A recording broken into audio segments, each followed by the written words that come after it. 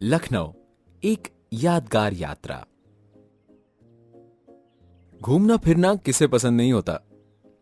किसी के जीवन के यादगार पल में शामिल होने से बढ़कर खुशी क्या होगी। अवसर था मेरी बुआ की शादी की 25वीं सालगिरह का।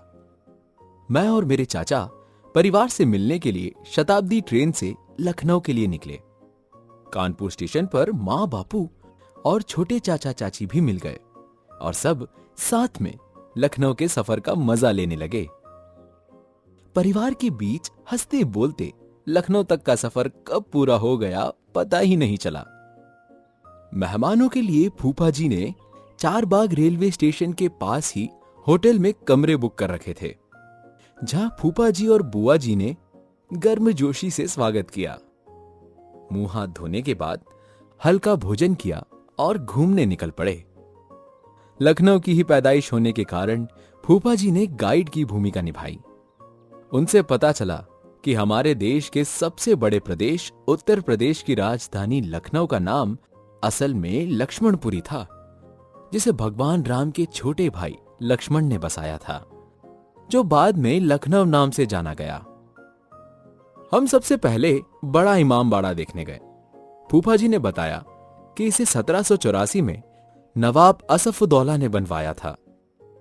दीवारों के भी कान होते हैं, ये कहावत इसकी दीवारों के लिए खरी उतरती है। भूल भुलैया के अंदर कितना भी धीरे बोलो, सबको सब तरफ सुनाई देगी। भूल भुलैया की दीवारें उड़द चने की दाल, सिंघाड़े का आटा तथा अन्य कई खास मिश्रण और लखौरी ईंटों से बनी है।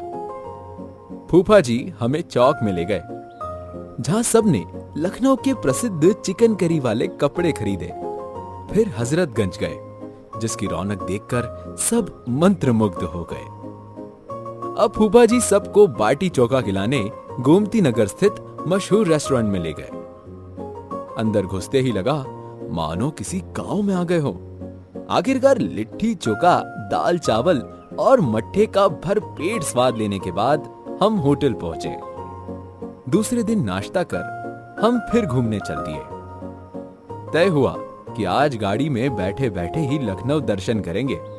हमने बाहर से ही Bhimrao Ambedkar park, Lohia park, Janeshwar Mishra park और रमाबाई पार्क की छटा देखी।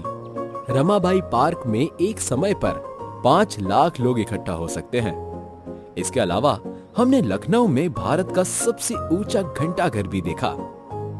यहाँ के दशहरी आम बेहद मशहूर है, लेकिन मौसम न होने के कारण हमें इनसे वंचित रहना पड़ा। हमने लखनऊ की स्वादिष्ट कुरकुरी रेवड़ियों के पैकेट्स खरीदे। अगला दिन उनकी शादी की सालगिरह के धूम धड़ाके के बीच कब बीत गया पता ही नहीं चला और हमारी वापसी का समय भी आ गया। एक दूसरे से विदा लेते हुए हमने वायदा लिया कि साल में एक बार इकट्ठा होकर इसी तरह घूमने का आनंद लिया करेंगे।